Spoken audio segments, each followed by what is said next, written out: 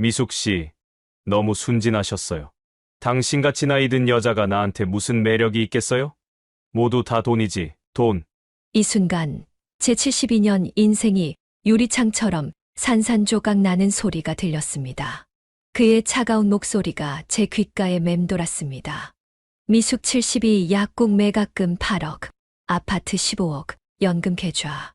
제 이름 옆에는 완료 단계라는 표시가 붉은색으로 되어 있었습니다. 저는 그저 리스트의 한 명에 불과했던 거죠. 안녕하세요. 저는 박미숙입니다. 40년간 행복약국을 운영했던 약사입니다. 오늘 이 이야기를 하는 건 정말 쉽지 않은 결정이었어요. 제 부끄러운 실수와 아픔을 드러내는 일이니까요. 하지만 제가 겪은 이 고통스러운 경험이 비슷한 상황에 처한 분들에게 경고가 될 수 있다면 그것만으로도 의미가 있을 것 같습니다. 이야기를 시작하기 전에 구독과 좋아요, 알림 설정을 해주시면 앞으로도 노년의 지혜를 함께 나눌 수 있을 것 같습니다. 이 모든 이야기는 6개월 전 제가 약국 문을 마지막으로 닫던 그날로 거슬러 올라갑니다. 40년간 지켜온 제 약국의 간판을 내리는 그 순간 가슴이 먹먹했어요. 문을 잠그는 열쇠 소리가 유난히 크게 들렸습니다. 약사님, 이제 정말 은퇴하시는 거예요? 어디서 약을 타야 하나 걱정이에요. 당뇨약을 타러 오셨던 김할머니의 말씀에 저는 억지로 미소를 지었습니다. 네, 오늘이 마지막이에요. 앞으로는 세블록 건너편 새 약국에서 약을 받으실 수 있어요. 거기 약사님께 말씀드렸으니 걱정 마세요. 마지막 손님이 나가고 문을 잠그는 순간 갑자기 눈물이 왈칵 쏟아졌습니다. 이곳에서 얼마나 많은 시간을 보냈는지. 남편 김 교수가 8년 전 갑작스러운 심장마비로 세상을 떠난 후에도 이 약국은 제 삶의 이유였습니다. 아침 8시부터 밤 9시까지 하루 13시간을 이곳에서 보냈어요. 처방전을 확인하고 약을 조제하고 환자들과 대화하면서 제 존재 이유를 찾았습니다. 약국을 매각하고 받은 돈은 생각보다 많았습니다. 강남 부동산 값이 오르면서 권리금도 꽤 받았거든요. 경제적으로는 전혀 걱정이 없었습니다. 남편이 남긴 연금에 제 국민연금까지, 그리고 이제 약국 매각 대금까지. 평생 검소하게 살았던 저로서는 오히려 이 돈을 어떻게 써야 할지 막막할 정도였죠. 처음 며칠은 정말 행복했어요. 40년 만에 처음으로 알람 없이 자연스럽게 눈을 떴습니다. 아침에 느긋하게 커피를 마시며 신문을 읽고 점심 후에는 집 근처 공원을 산책했어요. 베란다에 작은 허브 정원도 만들었습니다. 바질, 로즈마리, 타임. 향긋한 허브들이 자라는 모습을 지켜보는 것이 소소한 즐거움이었죠. 하지만 한 달, 두 달이 지나자 이상한 공허함이 찾아왔습니다. 아침에 눈을 뜨면 오늘은 뭘 하지? 라는 생각이 제일 먼저 들었어요. 하루가 너무 길게 느껴졌습니다. 텔레비전을 켜놓고 혼자 밥을 먹으면서 문득 깨달았어요. 제가 그리운 건 약국 일이 아니라 사람들이었던 거예요. 하루에도 수십 명의 사람들과 대화하던 제가 이제는 경비 아저씨와 인사하는 것 외에는 말 한마디 나눌 일이 없었습니다. 밤이 가장 힘들었어요. 넓은 아파트에 혼자 있으면 텔레비전 소리라도 켜놓지 않으면 견딜 수 없을 만큼 적막했습니다. 가끔은 남편이 쓰던 서재에 들어가 그의 책들을 만지며 눈물을 흘리기도 했어요. 여보, 나 많이 외로워. 영자야, 은퇴가 이렇게 적응하기 어려운 줄 몰랐어. 30년 지기 친구 영자에게 전화로 하소연했습니다. 영자는 간호사 출신으로 저보다 먼저 은퇴했어요. 그럼 처음엔 다 그래 나도 그랬잖아. 근데 시간이 지나면 적응돼. 차라리 복지관이라도 나가봐. 거기 프로그램 많더라. 내가 다니는데 소개해줄까? 영자의 제안으로 강남구 노인복지관에 등록했습니다. 처음에는 어색했지만 문화 강좌와 요가 수업을 들으며 조금씩 새로운 일상에 적응해 갔어요. 문화 강좌를 가르치시는 이정희 선생님은 특히 따뜻한 분이셨어요. 미숙 씨, 약사 출신이시라고요.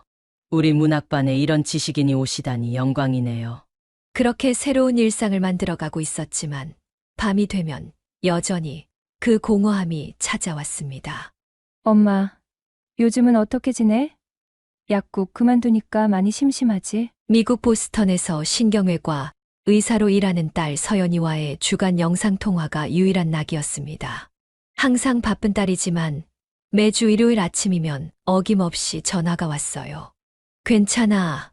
엄마는 잘 지내. 복지관도 다니고 산책도 하고. 너무 걱정하지 마. 실은 전혀 괜찮지 않았지만 딸을 걱정시키고 싶지 않았습니다. 서연이는 항상 자신의 바쁜 일정 때문에 저를 자주 찾아오지 못하는 것에 미안해했거든요.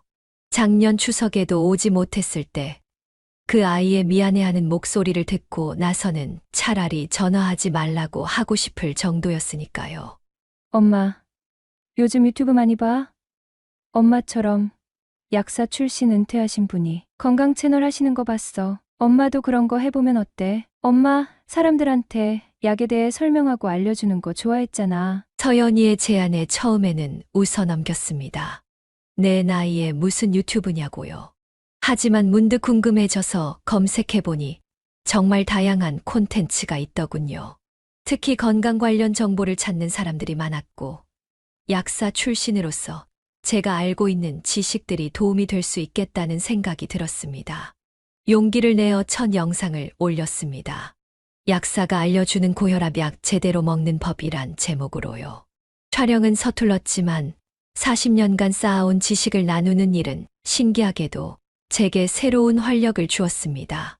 댓글을 통해 질문을 받고 답변하는 과정에서 약국에서 환자들과 상담하던 그 보람찬 느낌이 다시 살아났어요.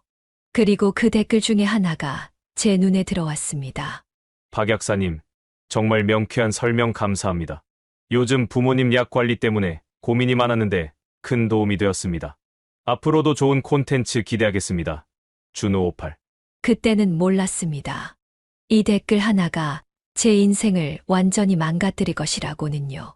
그저 누군가 제 영상을 보고 도움을 받았다는 사실이 기뻤을 뿐이었습니다. 그 후로도 이 준호58이란 분은 제가 올리는 영상마다 항상 첫 댓글을 남겼어요. 약에 대한 지식이 꽤 있으신 분 같았고 질문도 명확했습니다. 특히 노인성 질환에 관심이 많으셨죠. 박 약사님, 어머니가 파킨슨병 초기인데 약 복용 시 주의할 점이 있을까요? 같은 질문들이 이어졌습니다. 어느 날 개인 메시지가 왔습니다. 안녕하세요, 박 약사님. 항상 유익한 영상 감사드립니다. 실례가 안 된다면 약학에 관심이 많은 제가 몇 가지 더 여쭤봐도 될까요? 특히 노인성 질환 관련 약물에 대해 궁금한 점이 많습니다. 망설였지만 전문적인 질문이라 답변해드리고 싶었습니다. 그렇게 시작된 메시지 교환은 점차 일상 대화로 이어졌습니다.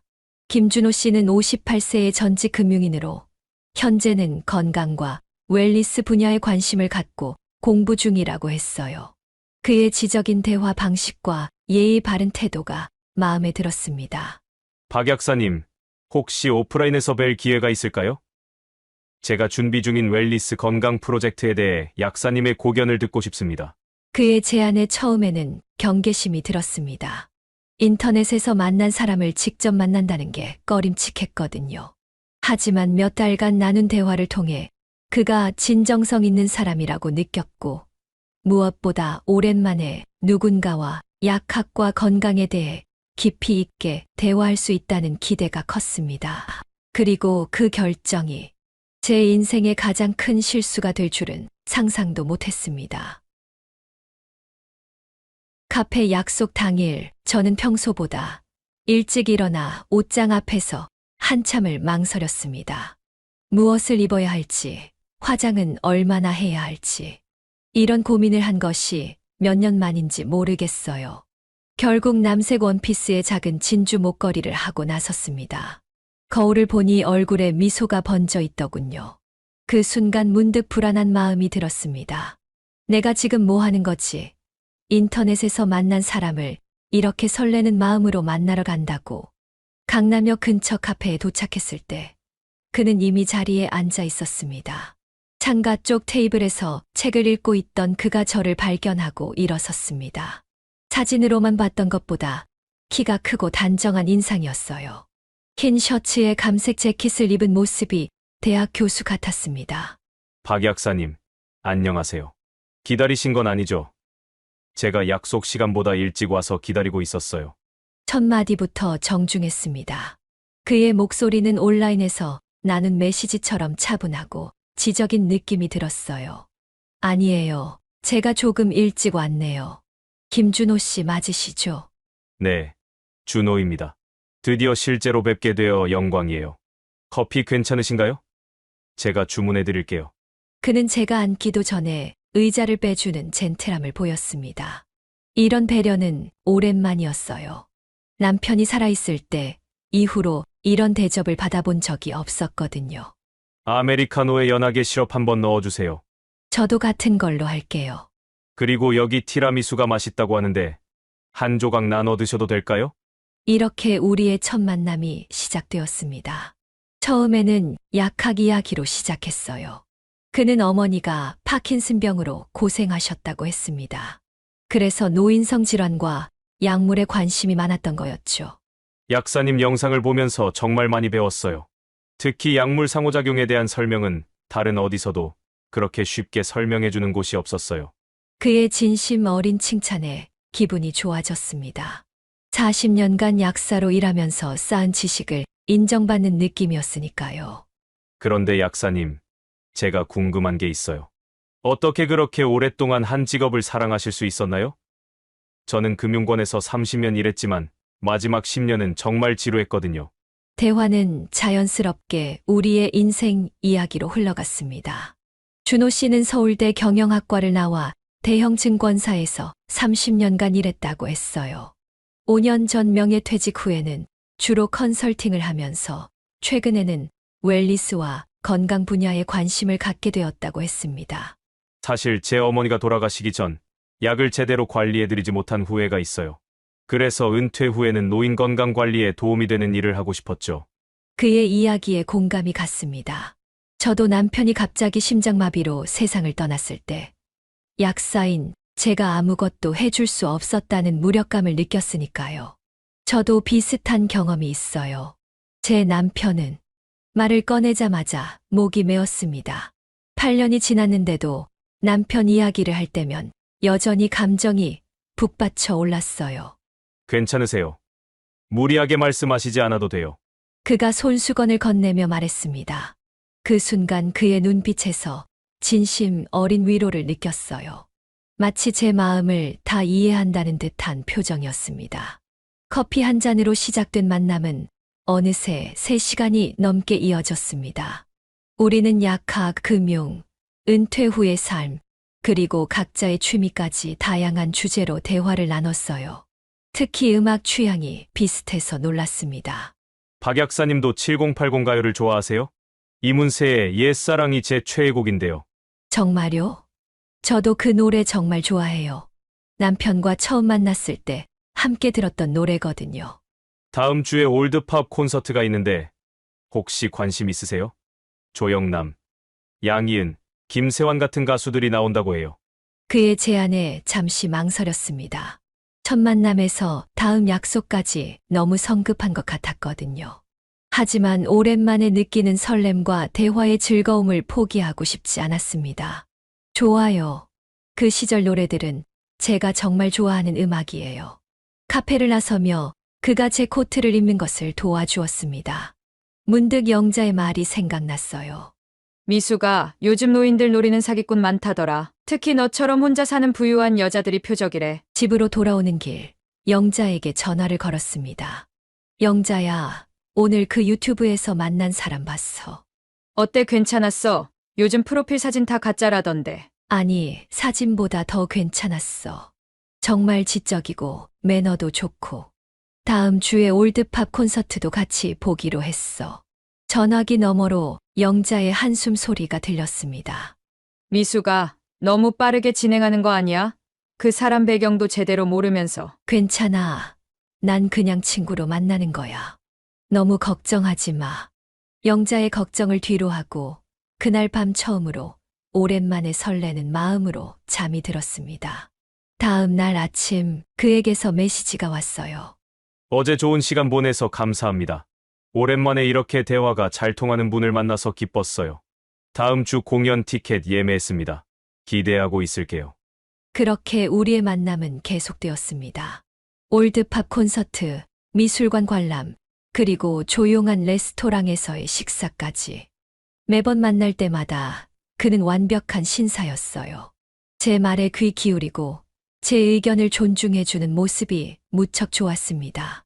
어느새 우리는 서로에게 편안한 사이가 되어 있었어요. 미숙 씨, 사실 제가 요즘 구상하는 프로젝트가 있어요. 노인들의 건강 관리를 도와주는 웰니스 건강센터예요. 약사 출신인 미숙 씨의 전문성이 정말 큰 도움이 될 것 같아요. 그의 열정적인 설명을 들으며 저도 점점 흥미를 느꼈습니다.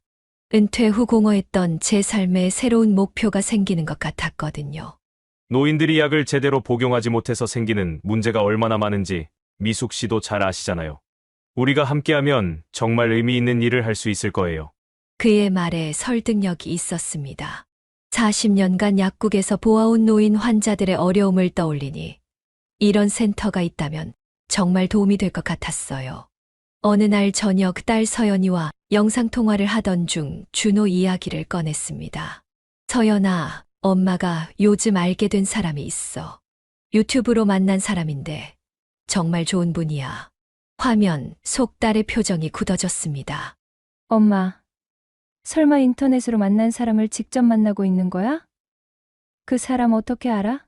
신원 확인은 해봤어? 아니, 그런 건 아직. 하지만 정말 괜찮은 사람 같아. 전직 금융인이고 지금은 노인건강관리센터를 준비하고 있대. 서연이는 깊은 한숨을 내쉬었습니다. 엄마, 제발 조심해. 미국에서도 노인들 대상으로 하는 사기가 너무 많아. 특히 인터넷으로 만난 사람들. 엄마가 약국 매각하고 돈이 많다는 걸 알면 노릴 수도 있어. 딸의 말에 기분이 상했습니다. 마치 제가 판단력이 없는 것처럼 말하는 것 같았거든요. 서연아, 엄마가 그렇게 쉽게 속을 것 같니? 40년 동안 약국에서 온갖 사람들 다 만나봤어. 사람 보는 눈은 있다고. 통화가 끝난 후 딸의 말이 자꾸 머릿속에 맴돌았습니다. 정말 내가 너무 쉽게 마음을 열고 있는 걸까? 하지만 준호와 함께하는 시간은 너무 행복했고 그의 프로젝트는 정말 의미 있어 보였어요. 다음 날 준호가 보낸 메시지를 확인했습니다. 미숙 씨, 웰니스 센터 사업 계획서 초안을 완성했어요. 한번 검토해 주실 수 있을까요? 미숙 씨의 전문적인 의견이 필요해요. 그리고 혹시 이 프로젝트에 함께 참여할 생각 있으세요? 미숙 씨의 경험과 지식이 정말 큰 자산이 될 거예요. 메시지를 읽는 순간 가슴이 두근거렸습니다. 은퇴 후 막연히 찾고 있던 새로운 삶의 목표가 눈앞에 나타난 것 같았으니까요. 하지만 동시에 딸과 영자의 걱정스러운 목소리도 들리는 것 같았습니다. 너무 성급하게 결정하지 말아야지. 사업 계획서를 꼼꼼히 검토하고 천천히 생각해 봐야겠다. 그날 밤 준호에게서 전화가 왔습니다. 미숙 씨, 내일 저녁에 시간 있으세요? 중요한 이야기가 있는데 우리 관계에 대해 진지하게 생각해 봤어요. 저 같은 사람이 이제 와서 이런 말하는 게 우습게 들릴 수도 있지만 전 미숙 씨가 정말 좋아요. 전화를 끊고 거울을 바라봤습니다. 72세의 제 얼굴에 소녀 같은 홍조가 피어오르고 있었어요. 하지만 설렘과 함께 불안감도 커져갔습니다. 이 모든 게 너무 빠르게 진행되는 것 같았거든요. 그때는 몰랐습니다. 제 인생의 가장 큰 위기가 다가오고 있다는 것을. 그날 저녁 준호가 예약한 레스토랑은 남산이 내려다 보이는 곳이었습니다. 테이블 위에는 작은 꽃다발이 놓여 있었고 촛불이 은은하게 빛나고 있었어요. 분위기가 너무 로맨틱해서 가슴이 두근거렸습니다. 미숙 씨, 오늘 특별히 준비했어요. 마음에 드셨으면 좋겠네요. 준호는 평소보다 더 정장 차림이었고 눈빛도 달랐습니다. 뭔가 중요한 이야기가 있다고 했던 말이 자꾸 생각났어요. 너무 좋아요. 이런 곳은 오랜만이에요. 와인을 한 잔씩 마시며 대화를 나누는데 준호가 갑자기 주머니에서 작은 상자를 꺼냈습니다. 미숙 씨, 우리 만난 지 이제 2달이 되어 가는데 제가 좀 성급하다고 생각하실 수도 있지만 이 나이에 시간을 허비하고 싶지 않아요. 그가 상자를 열자 작은 진주 귀걸이가 나왔습니다. 화려하지는 않았지만 정말 제 스타일이었어요. 약혼 반지는 아직 이르다고 생각해서 우선 마음만 받아주셨으면 해요. 제가 미숙 씨를 얼마나 소중하게 생각하는지 보여드리고 싶었어요. 귀걸이를 받으며 가슴이 떨렸습니다. 8년 만에 누군가에게 이런 선물을 받는 것이 어색하면서도 기뻤어요. 고마워요. 정말 예쁘네요. 미숙 씨, 솔직히 말하자면 처음엔 그저 약학 지식이 필요해서 접근했어요. 하지만 만나면 만날수록 미숙 씨의 지혜와 따뜻함에 점점 빠져들었어요. 나이 차이가 있지만 그게 무슨 의미가 있나요? 우리는 서로를 이해하고 존중하잖아요. 그의 말에 눈시울이 뜨거워졌습니다. 나이든 여자에게 이런 고백을 받는 것이 얼마나 드문 일인지 모릅니다. 특히 저보다 14살이나 어린 남자에게서요. 준호 씨, 저도 당신을 정말 좋아해요. 하지만 우리 나이 차이가. 미숙 씨 같은 분을 만난 건 정말 행운입니다. 나이 차이가 무슨 의미가 있나요? 우리 마음이 통하는 게 중요하지 않을까요? 그날 밤 집으로 돌아오는 차 안에서 준호는 더 깊은 이야기를 꺼냈습니다. 미숙 씨, 웰리스 센터 계획이 구체화되고 있어요. 투자자들도 관심을 보이고 있고요. 하지만 제게 부족한 건 약학 전문성이에요. 미숙 씨와 함께라면 정말 많은 노인분들에게 도움을 줄 수 있을 거예요. 그의 말에 설득력이 있었습니다. 은퇴 후 무의미하게 흘러가던 제 시간들이 다시 가치 있게 느껴졌어요. 더 구체적인 계획을 듣고 싶어요. 물론이죠. 이번 주말에 사무실로 한번 오시겠어요? 모든 자료를 보여드릴게요. 미숙 씨의 전문적인 조언이 필요해요. 주말에 방문한 사무실은 강남의 작은 오피스텔이었습니다. 벽에는 웰리스 센터 조감도와 사업 계획이 붙어 있었고 테이블 위에는 두꺼운 서류 뭉치가 놓여 있었어요. 여기가 약국 공간이 될 곳이에요. 미숙 씨가 담당해 주시면 좋겠어요. 그리고 이쪽은 운동 치료실, 여기는 영양 상담실. 준호의 설명을 들으며 점점 더 흥미가 생겼습니다. 모든 것이 너무 그럴듯해 보였어요. 특히 약사로서 제 경험을 살릴 수 있는 부분이 많았습니다. 정말 멋진 계획이네요. 하지만 이 정도 규모면 초기 투자금이 상당할 텐데요. 준호의 표정이 잠시 어두워졌습니다. 그게 솔직히 말씀드리자면 투자자들이 좀 망설이고 있어요. 약사 출신의 전문가가 함께한다면 더 확신을 줄 수 있을 텐데. 그 말을 듣는 순간 무언가 결심이 섰습니다. 40년 약사 경력을 가진 제가 이런 의미 있는 프로젝트에 도움을 줄 수 있다면 그것만으로도 가치가 있지 않을까요? 제가 어떻게 도울 수 있을까요? 준호의 눈이 반짝였습니다. 정말인가요? 미숙 씨가 함께 해주신다면 사실 한 가지 제안이 있어요. 그는 잠시 망설이다가 말을 이었습니다. 너무 성급하게 들릴 수도 있지만 우리 결혼하면 어떨까요? 함께 살면서 이 사업도 같이 키워나가는 거. 미숙 씨의 약학 지식과 제 경영 노하우가 만나면 정말 대단한 일을 할 수 있을 거예요. 순간 숨이 멎는 것 같았습니다. 결혼이라니 너무 갑작스러웠어요. 준호 씨, 그건 너무 빠른 것 같아요. 우리 만난 지 겨우 2달 조금 넘었잖아요. 미숙 씨, 우리 나이에 뭘 더 기다려요? 서로 좋은 사람 만났는데 함께 할 수 있는 시간이 얼마나 남았다고. 저는 미숙 씨와 함께 남은 인생을 행복하게 살고 싶어요. 그의 진심 어린 눈빛에 제 마음이 흔들렸습니다. 오랜 외로움 끝에 만난 사람, 게다가 저를 이렇게 소중히 여겨주는 사람을 놓치고 싶지 않았어요. 생각할 시간을 주세요. 물론이에요. 서두르지 마세요. 하지만 알아주셨으면 해요. 제 마음은 정말 진심이라는 거요. 집으로 돌아와 밤새 고민했습니다. 머리로는 너무 빠르다고 경고하는데 가슴은 자꾸 이런 기회 다시 없을 거야 라고 속삭였어요. 다음 날 아침 영자에게 전화를 걸었습니다. 영자야, 준호 씨가 결혼하자고 했어. 전화기 너머로 영자의 비명소리가 들렸습니다. 뭐 미쳤니? 겨우 2달 만에? 미수가, 제발 정신 차려. 그 사람 뭔가 이상해. 이상하긴 뭐가 이상해. 준호 씨는 정말 진심이야. 나한테 웰니스 센터 사업도 같이 하자고. 사업, 돈 얘기도 나왔어? 미수가, 너 그 사람한테 돈 준 거 있어? 아직은 없어. 하지만 그 사업은 정말 의미 있어 보여. 내 약학 지식이 필요하대. 영자의 목소리가 더 날카로워졌습니다. 미수가, 제발, 그 남자 신원이라도 제대로 확인해봤어. 전 직장에 전화해본다든가. 아니면 딸한테라도 상의해봐. 영자의 말에 약간 화가 났습니다. 마치 제가 판단력이 없는 어린아이처럼 대하는 것 같았거든요. 나 72살이야, 영자야. 내 선택은 내가 책임질 수 있어. 그날 저녁 딸 서연이와도 영상통화를 했습니다.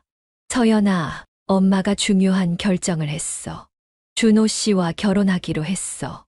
화면 속 딸의 얼굴이 창백해졌습니다. 엄마, 미쳤어. 그 사람 만난 지 얼마나 됐다고? 제대로 알아본 것도 없이 어떻게 그런 결정을 해? 너무 서두르는 거 아니냐고 생각할 수도 있지만 엄마는 행복해. 오랜만에 누군가에게 필요한 사람이 된 것 같아.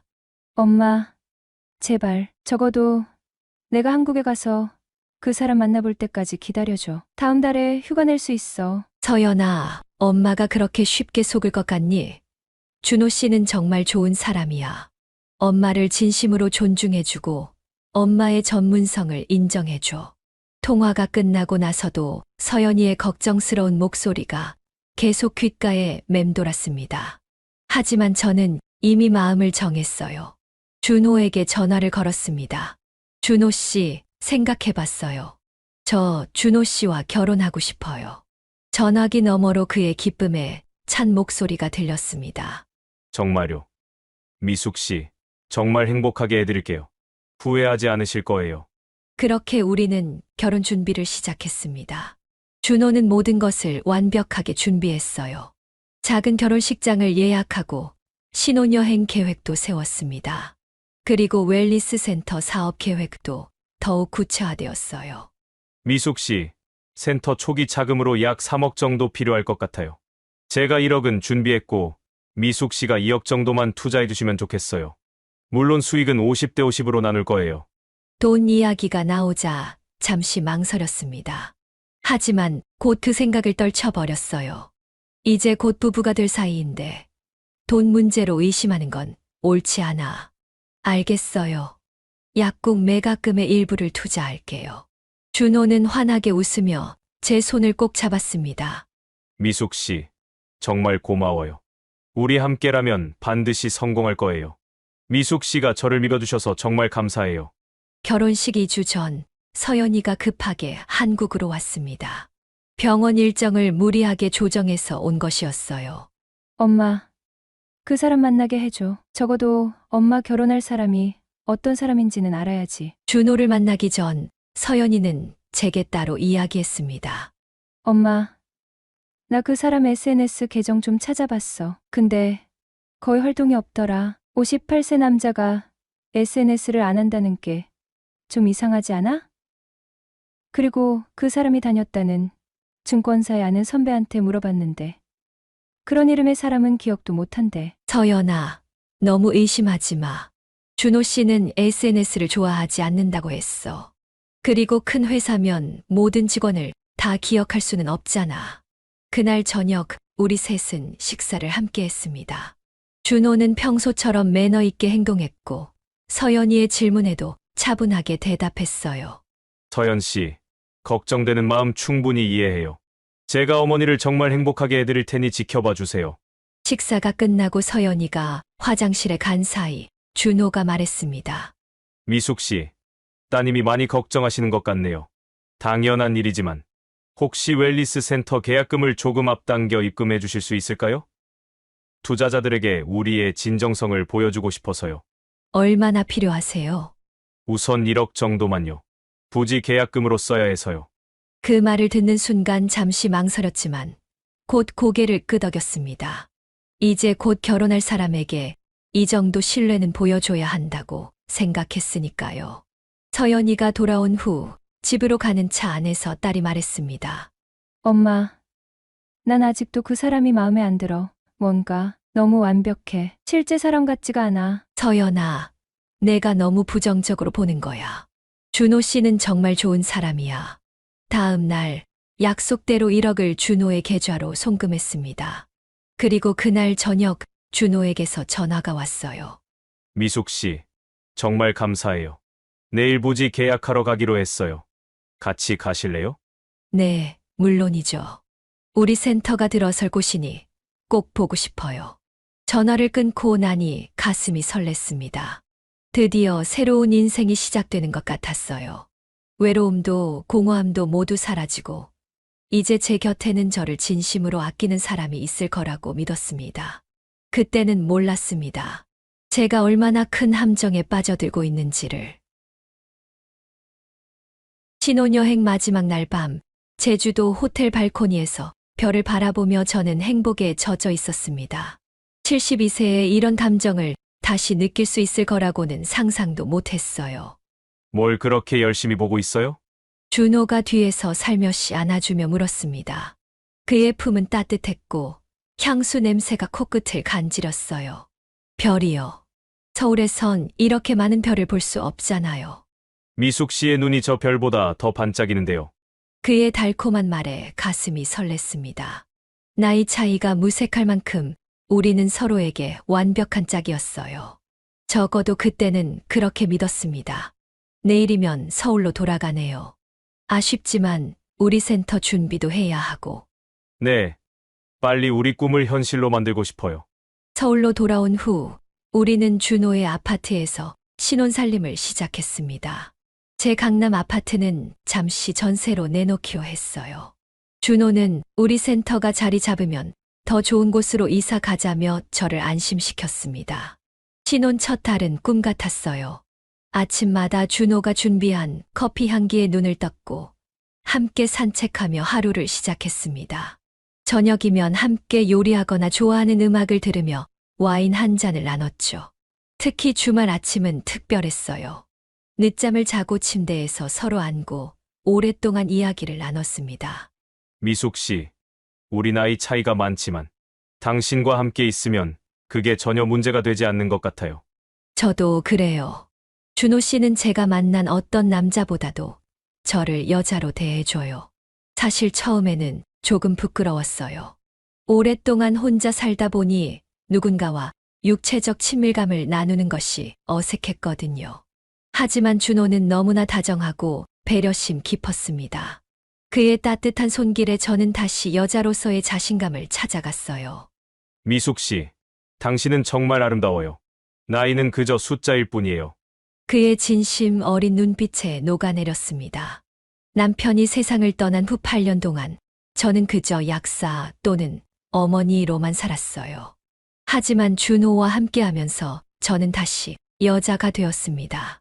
거울을 볼 때마다 달라진 제 모습에 놀랐어요. 눈빛이 생기 있게 변했고 걸음걸이도 더 자신감 있어졌습니다. 결혼 한 달 즈음 준호가 특별한 저녁을 준비했어요. 촛불과 와인, 그리고 정성스럽게 차린 스테이크 요리까지. 오늘 특별한 날인가요? 우리 결혼 한 달 됐잖아요. 그리고 좋은 소식이 있어요. 웰리스 센터 부지를 찾았어요. 정말요? 어디요?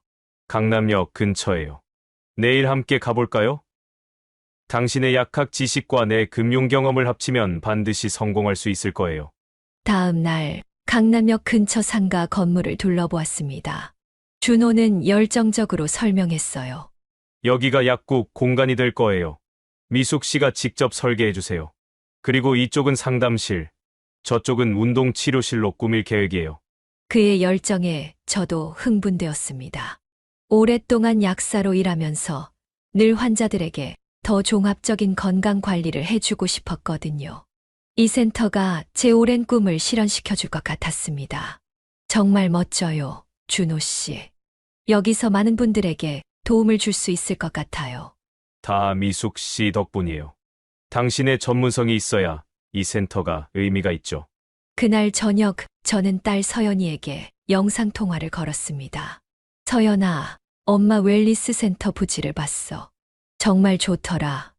노인분들 약 관리뿐만 아니라 종합적인 건강 관리를 해드릴 수 있을 것 같아. 화면 속 서연이의 표정이 어두웠습니다. 엄마, 그 사람 정말 믿을 수 있어? 두지는 누구 명의로 계약한 거야? 아직 계약 단계는 아니고 준호 씨가 변호사랑 상의 중이래. 엄마, 제발 서류 없이 돈 내지 마. 그리고 계약서에 엄마 이름도 반드시 들어가야 해. 딸의 걱정에 약간 기분이 상했지만 한편으로는 고마웠습니다. 서연이가 저를 걱정해주는 마음이 느껴졌으니까요. 결혼 2달 차에 접어들면서 준호의 행동에 미세한 변화가 생기기 시작했습니다. 처음에는 별거 아닌 것처럼 보였어요. 약속 시간에 조금 늦는다거나 갑자기 급한 일이 생겼다며 외출하는 빈도가 늘어났죠. 어느 날 저녁 준호가 전화를 받고 베란다로 나갔습니다. 문득 화장실에 두고 온 안경이 생각나 베란다 쪽으로 갔는데 준호의 목소리가 들렸어요. 아니, 지금은 좀 어려워. 미숙이 옆에 있어. 그래, 내일 만나자. 보고 싶어. 순간 가슴이 철렁 내려앉았습니다. 미숙이라고 부른 건 처음이었어요.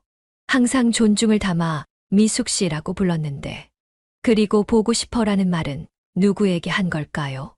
베란다에서 돌아온 준호에게 물었습니다. 누구랑 통화했어요? 아, 투자자예요. 센터 관련해서 내일 미팅이 있어요. 그의 대답이 자연스러워 제 의심은 잠시 가라앉았습니다. 나이 차이 때문에 괜한 의심을 하는 건 아닐까 스스로를 달랬어요. 결혼 2개월 즈음 준호가 중요한 이야기가 있다며 저녁 식사를 특별히 준비했습니다. 미숙 씨, 센터 부지 계약금을 내야 할 시점이 왔어요. 1억 정도 필요한데. 제 통장에 지금 돈이 부족해서요. 이미 결혼 전에 1억을 보냈고 결혼식 직후 추가로 센터 설립 비용으로 1억을 더 송금한 상태였습니다. 준호 씨, 이미 2억을 보냈잖아요. 그 돈으로는 부족한가요? 그의 표정이 잠시 굳었다가 이내 부드러워졌습니다. 아, 그건 인테리어와 장비 비용으로 이미 계약금을 걸어놨어요. 부지 계약은 별도로 진행해야 해서요. 뭔가 석연치 않았지만 저는 믿기로 했습니다. 다음 날 1억을 더 송금했어요. 그 후로 준호의 행동이 더 수상해졌습니다. 밤늦게 귀가하는 날이 많아졌고 전화가 오면 항상 자리를 피해 통화했어요. 어느 날은 그의 셔츠 깃에 립스틱 자국을 발견했습니다. 이게 뭐예요? 아, 이거 아마 식당에서 종업원이 부딪혔나 봐요. 전혀 몰랐네요.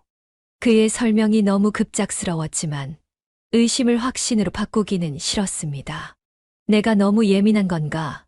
라는 생각도 들었어요. 결혼 3개월 차 준호는 또 돈을 요구했습니다. 이번에는 의료 장비 계약금이라며 5천만 원이 필요하다고 했어요. 이번에는 저도 의심이 커져 질문했습니다. 준호 씨, 이제까지 3억을 보냈는데 아직도 돈이 더 필요한가요? 그리고 왜 항상 제 돈으로만 내는 거죠? 준호 씨 몫은요? 그의 표정이 순간 일그러졌다가 곧 부드러워졌습니다. 미숙 씨, 제가 투자한 1억은 이미 컨설팅 비용과 초기 조사 비용으로 썼어요. 걱정 마세요. 모든 지출 내역을 정리해서 보여드릴게요. 하지만 약속한 지출 내역은 결코 보여주지 않았습니다. 대신 너무 바빠서 정리할 시간이 없다는 핑계만 늘어놓았어요. 어느 날 아침 준호가 샤워하는 동안 그의 휴대폰에 메시지가 왔습니다. 평소 같으면 남의 메시지를 볼 생각도 안 했겠지만 커져가는 의심을 더는 무시할 수 없었어요. 오빠 어제 정말 좋았어. 다음에는 언제 만날 수 있어? 그 늙은이는 아직도 의심하네. 메시지를 보는 순간 온몸이 얼어붙는 것 같았습니다.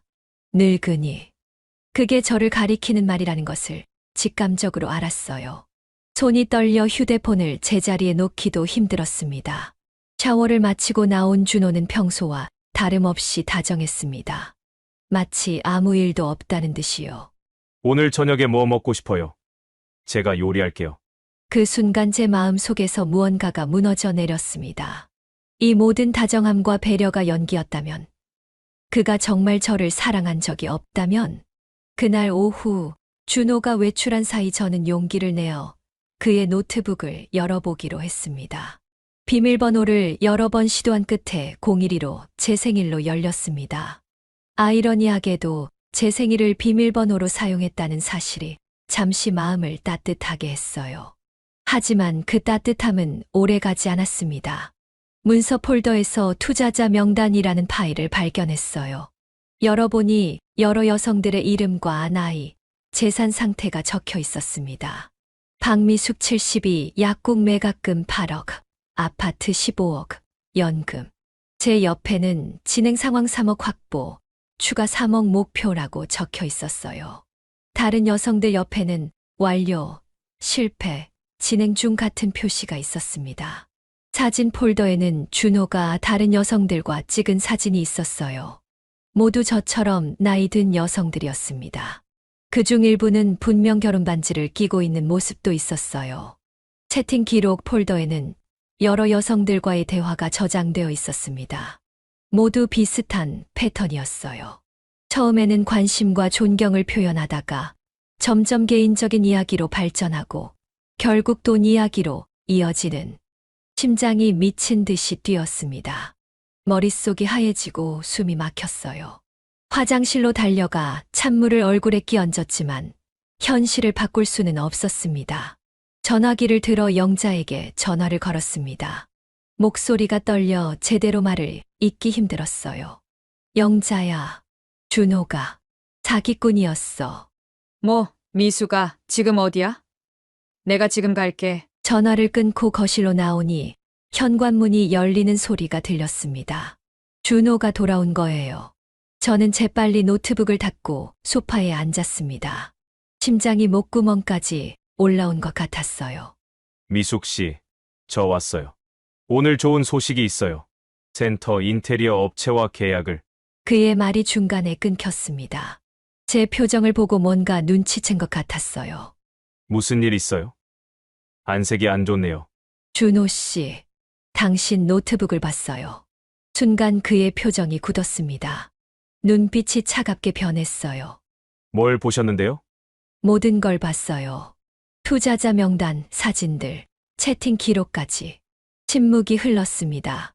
준호는 한동안 아무 말도 하지 않았어요. 그러더니 한숨을 쉬며 소파에 앉았습니다. 역시 약사 출신답게 꼼꼼하시네요. 언제 들키나 했어요. 무슨 말이에요? 설마, 당신. 미숙 씨, 너무 순진하셨어요. 당신같이 나이 든 여자가 나한테 무슨 매력이 있겠어요? 모두 다 돈이지, 돈. 그 말이 칼처럼 가슴을 찔렀습니다. 지난 몇 개월간의 행복했던 순간들이 모두 거짓이었다는 사실을 받아들이기 힘들었어요. 웰리스 센터는 그럼 그것도 다 거짓말이었어요? 물론이죠. 그런 센터는 처음부터 존재하지 않았어요. 미숙 씨의 돈을 빼내기 위한 미끼였을 뿐이죠. 다리에 힘이 풀려 소파에 주저앉았습니다. 머릿속이 하얘졌어요. 내 돈 돌려줘요. 준호는 비웃었습니다. 벌써 다 써버렸어요. 미숙 씨 돈으로 강남에 오피스텔도 샀고 주식도 좀 했죠. 아, 그리고 제 여자친구 선물도 몇 개 샀고요. 여자친구라고요? 네, 진짜 제 여자친구요. 미숙 씨보다 40살이나 어리죠. 이제 30살이 됐죠. 그 말의 마지막 남은 자존심마저 무너졌습니다. 눈물이 볼을 타고 흘러내렸어요. 경찰에 신고할 거예요. 해보세요. 증거 있어요? 모든 송금은 미숙 씨가 자발적으로 한 거잖아요. 사업 투자금으로요. 문자 기록도 다 지워놨고 계약서도 없죠. 그리고 그는 제 어깨를 꽉 잡았습니다. 처음으로 그의 소나기 힘이 얼마나 강한지 느꼈어요. 이런 일이 알려지면 미숙 씨가 얼마나 창피할지 생각해봤어요? 명문대 출신 40년 경력 약사가 이렇게 쉽게 속았다고. 딸한테는 뭐라고 설명할 거예요? 서연 씨가 그렇게 경고했는데도 말이죠. 딸 이름을 언급하자 공포가 밀려왔습니다. 그가 서연이에 대해서도 알고 있다는 사실이 무서웠어요. 제발, 제발 가요. 더 이상 원하는 건 없잖아요. 준호는 여유롭게 옷을 챙기기 시작했습니다. 걱정 마세요. 이제 짐 챙겨서 나갈 거예요. 미숙 씨한테서 얻을 수 있는 건 다 얻었으니까요. 그는 서랍에서 무언가를 꺼내 가방에 넣었습니다. 아마도 제 통장이나 카드 같은 중요한 물건들이었을 거예요. 아, 그리고 집세는 다음 주까지 내야 해요. 제 이름으로 계약한 거지만 계속 살려면 미숙 씨가 내셔야 할 것 같네요. 월세는 250만 원이니까 참고하세요. 그 말을 남기고 준호는 현관문을 열고 나갔습니다. 문이 닫히는 소리와 함께 저는 바닥에 주저앉아 울음을 터뜨렸습니다. 40년간 쌓아온 저축과 약국 매각금, 그리고 제 자존심과 믿음이 모두 한순간에 무너져 내렸어요. 그날 밤, 저는 영자에게 전화를 걸었습니다. 모든 것을 털어놓기가 너무 부끄러웠지만 더 이상 혼자 감당할 수 없었어요. 영자야, 도와줘. 나 준호 씨한테 완전히 속았어. 영자의 집에서 밤을 보내고 다음 날 아침 우리는 가장 먼저 경찰서로 향했습니다. 영자가 운전하는 차 안에서 저는 계속 떨고 있었어요. 어제의 충격이 아직도 생생했습니다. 미수가 괜찮아. 이제 법의 심판을 받게 될 거야. 영자의 위로가 고마웠지만 가슴 속 무거운 돌덩이는 쉽게 사라지지 않았습니다. 경찰서에 도착해 사이버범죄 수사팀을 찾았습니다. 40대 중반쯤 되어 보이는 최 영사가 저희를 맞아주었어요. 박미숙 씨 맞으신가요? 어서 오세요. 자리에 앉으시죠. 떨리는 목소리로 처음부터 끝까지 모든 일을 설명했습니다. 준호를 만난 경위, 결혼 과정, 송금한 내역, 그리고 노트북에서 발견한 충격적인 내용까지. 최 형사는 끝까지 경청한 후 깊은 한숨을 내쉬었습니다. 박미숙 씨, 솔직히 말씀드리자면 이런 사례가 요즘 많이 늘고 있습니다. 특히 경제적으로 여유 있는 노년층 여성들을 대상으로 하는 사기가 급증하고 있어요. 그 사람 꼭 잡을 수 있겠죠. 다음 이야기는 계속해서 2부에서 들려드리겠습니다. 저희 파란만장한 72세 노년의 재혼 이야기를 많이 시청해 주세요. 2부에서 다시 뵙겠습니다. 구독, 좋아요, 알림 설정은 더욱 재밌는 인생 이야기와 빛나는 삶을 누릴 수 있는 값진 지혜를 누구보다 빠르게 받아보실 수 있습니다. 또한 이 유익한 정보가 필요하신 소중한 분들에게도 공유해 주세요. 시청해 주셔서 감사합니다.